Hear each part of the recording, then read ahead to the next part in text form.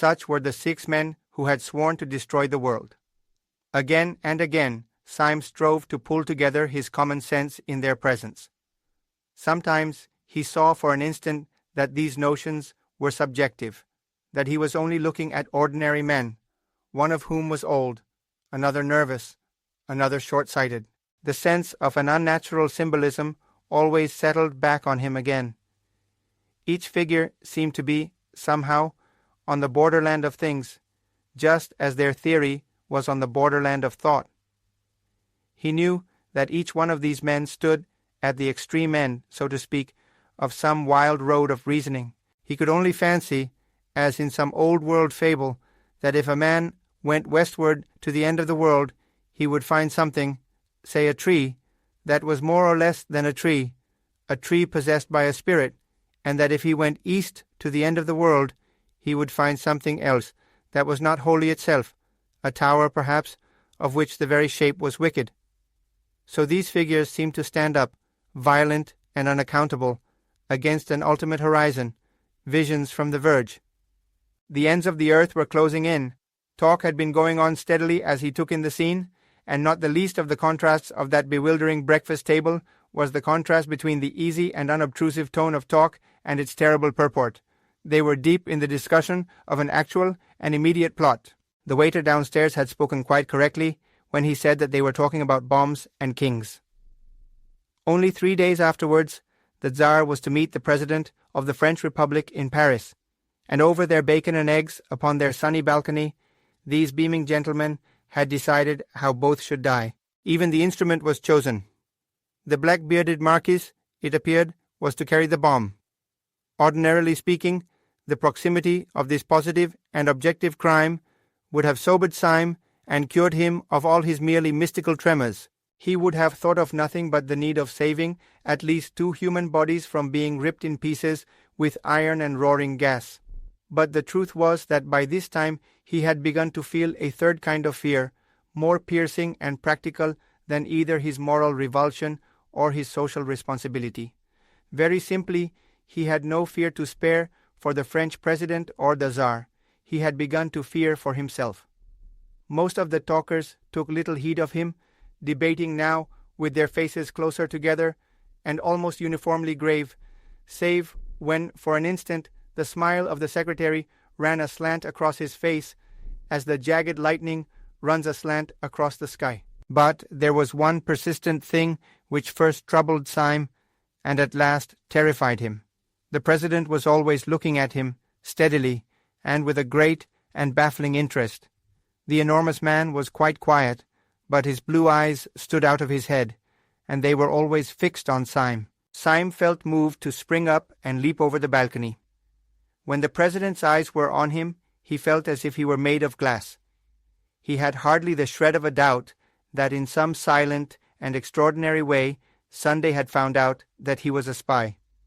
He looked over the edge of the balcony and saw a policeman standing abstractedly just beneath, staring at the bright railings and the sunlit trees. Then there fell upon him the great temptation that was to torment him for many days. In the presence of these powerful and repulsive men who were the princes of anarchy, he had almost forgotten the frail and fanciful figure of the poet Gregory, the mere aesthete of anarchism. He even thought of him now with an old kindness, as if they had played together when children. But he remembered that he was still tied to Gregory by a great promise. His soul swayed in a vertigo of moral indecision. He had only to snap the thread of a rash vow made to a villainous society, and all his life could be as open and sunny as the square beneath him. He had, on the other hand, only to keep his antiquated honor and be delivered inch by inch into the power of this great enemy of mankind, whose very intellect was a torture chamber. Whenever he looked down into the square, he saw the comfortable policeman, a pillar of common sense and common order. Whenever he looked back at the breakfast table, he saw the President still quietly studying him with big, unbearable eyes. In all the torrent of his thought, there were 2 thoughts that never crossed his mind. First, it never occurred to him to doubt that the President and his council could crush him if he continued to stand alone. The place might be public, The project might seem impossible, but Sunday was not the man who would carry himself thus easily without having, somehow or somewhere, set open his iron trap, either by anonymous poison or sudden street accident, by hypnotism, or by fire from hell. Sunday could certainly strike him. If he defied the man, he was probably dead, either struck stiff there in his chair, or long afterwards as by an innocent ailment. If he called in the police promptly, arrested everyone, told all, and set against them the whole energy of England, he would probably escape. Certainly not otherwise. They were a balcony full of gentlemen, overlooking a bright and busy square, but he felt no more safe with them than if they had been a boat full of armed pirates overlooking an empty sea. There was a second thought that never came to him. It never occurred to him to be spiritually won over to the enemy. Many moderns, inured to a weak worship of intellect and force, might have wavered in their allegiance under this oppression of a great personality. They might have called Sunday the Superman. If any such creature be conceivable, he looked indeed somewhat like it, with his earth-shaking abstraction as of a stone statue walking.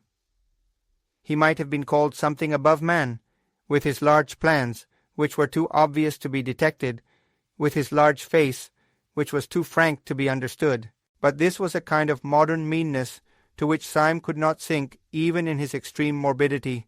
Like any man, he was coward enough to fear great force, but he was not quite coward enough to admire it.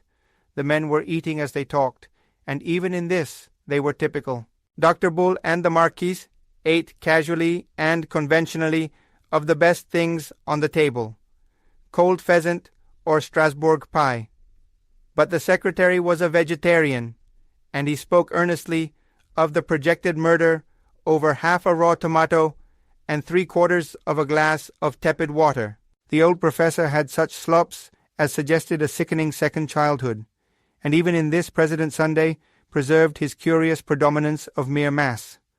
For he ate like 20 men. He ate incredibly, with a frightful freshness of appetite, so that it was like watching a sausage factory. Yet continually, when he had swallowed a dozen crumpets or drunk a quart of coffee, he would be found with his great head on one side, staring at Syme. "I have often wondered," said the Marquis, taking a great bite out of a slice of bread and jam, "whether it wouldn't be better for me to do it with a knife. Most of the best things have been brought off with a knife, and it would be a new emotion to get a knife into a French president and wriggle it round." "You are wrong," said the secretary, drawing his black brows together. The knife was merely the expression of the old personal quarrel with a personal tyrant. Dynamite is not only our best tool, but our best symbol. It is as perfect a symbol of us as is incense of the prayers of the Christians. It expands. It only destroys because it broadens. Even so, thought only destroys because it broadens. "A man's brain is a bomb," he cried out, loosening suddenly his strange passion and striking his own skull with violence. "My brain feels like a bomb, night and day. It must expand. It must expand. A man's brain must expand if it breaks up the universe." "I don't want the universe broken up just yet," drawled the Marquis. "I want to do a lot of beastly things before I die. I thought of one yesterday in bed." "No, if the only end of the thing is nothing," said Dr. Bull, with his sphinx-like smile, "it hardly seems worth doing." The old professor was staring at the ceiling with dull eyes. "Every man knows in his heart," he said, "that nothing is worth doing." There was a singular silence, and then the secretary said, "We are wandering, however, from the point. The only question is, how Wednesday is to strike the blow. I take it we should all agree with the original notion of a bomb. As to the actual arrangements, I should suggest that tomorrow morning he should go first of all to—" The speech was broken off short, under a vast shadow. President Sunday had risen to his feet, seeming to fill the sky above them. "Before we discuss that," he said in a small, quiet voice, "let us go into a private room. I have something very particular to say." Syme stood up before any of the others. The instant of choice had come at last. The pistol was at his head. On the pavement, before he could hear the policeman idly stir and stamp, for the morning, though bright, was cold. A barrel organ in the street suddenly sprang with a jerk into a jovial tune. Syme stood up taut, as if it had been a bugle before the battle. He found himself filled with a supernatural courage that came from nowhere. That jingling music seemed full of the vivacity, the vulgarity, and the irrational valor of the poor, who in all those unclean streets were all clinging to the decencies and the charities of Christendom. His youthful prank of being a policeman had faded from his mind. He did not think of himself as the representative of the corps of gentlemen turned into fancy constables, or of the old eccentric who lived in the dark room, but he did feel himself as the ambassador of all these common and kindly people in the street who every day marched into battle to the music of the barrel organ, and this high pride in being human had lifted him unaccountably to an infinite height above the monstrous men around him.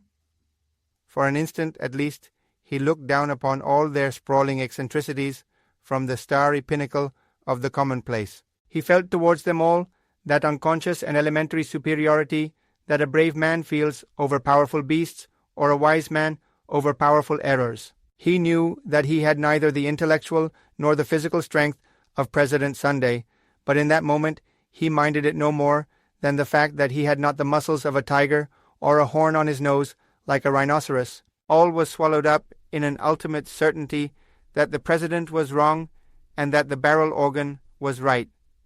There clanged in his mind that unanswerable and terrible truism in the song of Roland, Païen en tort et chrétien en droit, which in the old nasal French has the clang and groan of great iron. This liberation of his spirit from the load of his weakness went with a quite clear decision to embrace death. If the people of the barrel organ could keep their old world obligations, so could he. This very pride in keeping his word was that he was keeping it to miscreants. It was his last triumph over these lunatics to go down into their dark room and die for something that they could not even understand. The barrel organ seemed to give the marching tune with the energy and the mingled noises of a whole orchestra, and he could hear deep and rolling under all the trumpets of the pride of life, the drums of the pride of death. The conspirators were already filing through the open window and into the rooms behind.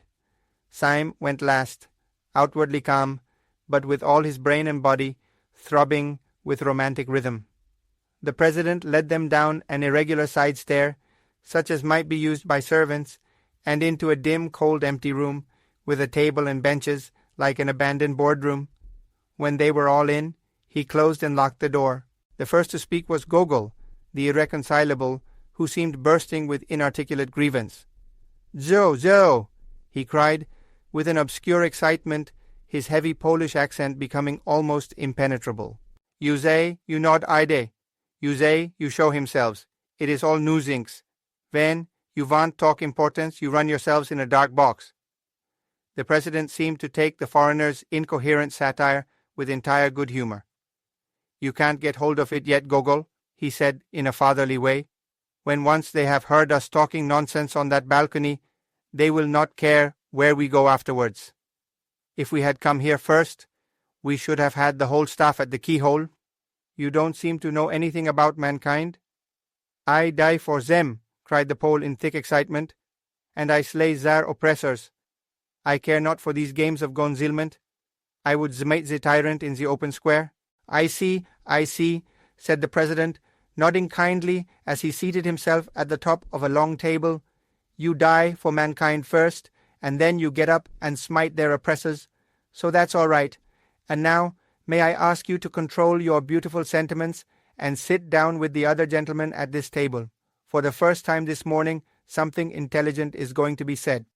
Syme, with the perturbed promptitude he had shown since the original summons, sat down first. Gogol sat down last, grumbling in his brown beard about compromise. No one except Syme seemed to have any notion of the blow that was about to fall. As for him, he had merely the feeling of a man mounting the scaffold with the intention, at any rate, of making a good speech. "Comrades," said the president, suddenly rising, "we have spun out this farce long enough. I have called you down here to tell you something so simple and shocking that even the waiters upstairs, long inured to our levities, might hear some new seriousness in my voice. Comrades, we were discussing plans and naming places. I propose, before saying anything else, that those plans and places should not be voted by this meeting, but should be left wholly in the control of some one reliable member. I suggest Comrade Saturday, Dr. Bull. They all stared at him, then they all started in their seats, for the next words, though not loud, had a living and sensational emphasis. Sunday struck the table. Not one word more about the plans and places must be said at this meeting.